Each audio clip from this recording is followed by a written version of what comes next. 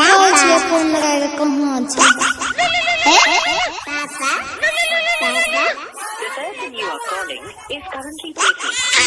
ए यो छोड़ा हमरा भर दिन दिमाग खराब कर दैया। चुपा चुपा रे नु चुपा पापा फोन लगबै छिया। हां ना हाँ हेलो। हाँ हेलो कते रहे छे मोबाइल छोड़ के यो हमर दिमाग खराब कर देलकै। अरे बरगाई बा मैं काम पर ये बोल की बात छे। कहले ना हिसाब बारी दे देलक ठेकेदार। अरे दे के परसू आब रहलियो गांव। हां तो सुनियो की लेके आबै छी हमरा ले पता है ने अहाँ के।